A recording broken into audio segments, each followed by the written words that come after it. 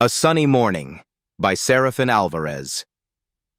Quintero and Joaquín Álvarez Quintero. 1. The Park and Doña Laura's Entrance.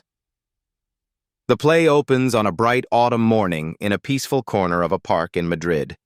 A bench stands at the side, and onto the stage enters Doña Laura, a 70-year-old lady of grace and refinement. Though her hair is white, her eyes shine with life and wit. She leans on her maid Petra for support, then dismisses her to meet the park guard. Left alone, she opens a bag of breadcrumbs and begins feeding the pigeons, speaking to them tenderly as if they were her friends. Each bird, she notes, has a character of its own: the greedy, the timid, the bold, the philosopher. This quiet moment reflects her warmth and sharp observation of life. 2. The arrival of Don Gonzalo. Her peace is soon disturbed by the arrival of Don Gonzalo, another elderly figure of about 70. Unlike Laura, he is irritable, suffering from gout, and heavily reliant on his servant Juanito. Don Gonzalo complains loudly about the lack of benches and drives away Laura's pigeons, to which she reacts indignantly. The two quickly begin quarreling, exchanging sharp remarks about benches, public spaces, and manners.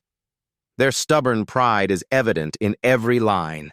At last, Gonzalo sits at the far end of Laura's bench, muttering under his breath while she refuses to be intimidated. The scene is filled with humor, showing the comical side of two elderly strangers unwilling to yield an inch. 3. Quarrel turns to conversation. As they sit together, their quarrel slowly softens.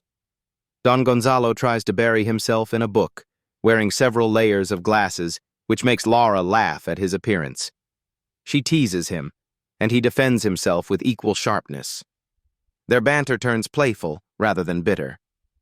Gonzalo offers her a pinch of snuff, which she accepts, and soon they are sneezing together, laughing at the coincidence. What began as a heated exchange transforms into the beginnings of companionship. For the first time, they seem to enjoy each other's company, without admitting it openly. 4. Memories of youth and recognition. Their conversation gradually drifts into the past. Don Gonzalo mentions Valencia, and Laura recalls a villa named Marisela, near the sea where she once spent her youth. At the mention of Marisela, both grow startled, for the place holds powerful memories for each of them. Laura recalls that a beautiful young woman named Laura Llorente once lived there, known to all as the Silver Maiden. Gonzalo, equally moved, confirms that he too remembers her, describing her beauty in glowing detail. Neither admits it aloud, but the audience now understands that these two elderly strangers are the very lovers they are describing. Their recognition is hidden beneath the surface, disguised by their words, yet made clear by their emotions. 5. The past love story. Through their careful words, they retell their old romance as if it were about others. Laura recalls how the gallant horseman used to pass under her window every morning, tossing bouquets of flowers, which she caught and returned in the evening. Gonzalo recalls the rival suitor who tried to win her hand, and the quarrel that led to a duel. He tells how his cousin fought bravely at sunrise on the beach, wounding the merchant and then fleeing to avoid punishment. Laura, pretending to speak of her friend, adds her own ending: the young woman who, in despair, walked to the seashore and was swept away by the waves. Gonzalo, not to be outdone, claims that his cousin died gloriously in war. Each hides the truth of survival. Each invents a noble tragedy, as if unwilling to let the other see how ordinary life turned out after such a passionate youth. 6. The unspoken truth. Although they clearly recognize each other, neither dares confess it. Time has changed them too much, and they wish to remain in the memory of the other as youthful lovers, not as aged figures marked by years.